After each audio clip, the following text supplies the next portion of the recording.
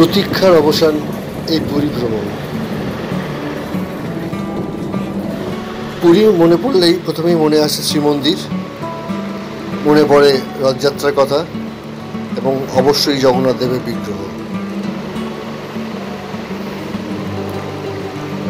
জগন্নাথ দেব মানেই ভোগ প্রসাদ, বিভিন্ন রকমের অন্নভোগ, মন মাতানো খাবার, যে স্বাদ অতুলনীয়, যা বর্ণনা করা যায় না।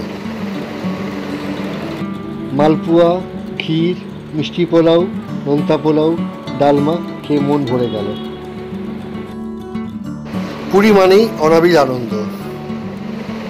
বিস্তৃত সমুদ্র, এ সমুদ্রে গা ভাসাতে শিশু থেকে বয়স্ক সবাই মরিয়া হয়ে থাকে এবং সব বয়সী মানুষ যখন লুটোপুটি খেতে থাকে তখন পূর্ণবয়স্ক মানুষও শিশু মনে চলে আসে।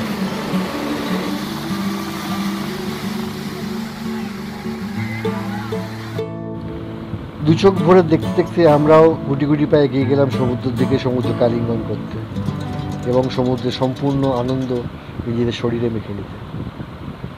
আপনারাও দেখতে থাকুন এই অপরূপ সমুদ্রের দৃশ্য, মন ভরান। আসছি আগামী দিনে পূর্ণাঙ্গ পুরী ভ্রমণ। পুরী কখনোই পুরনো হয় না, আর যার জন্য পুরী কখনোই ফাঁকা যায় না। আমি প্রসূন আপনাদের সঙ্গে এতক্ষণ গল্প করলাম। পূর্ণাঙ্গ পুরী ভ্রমণ নিয়ে আপনাদের সামনে আসছি খুব শিগগির। আনন্দ করুন, সমুদ্র দেখুন, পারলে সমুদ্রের ঝাপটাটা একটু গায়ে সয়ে নিন।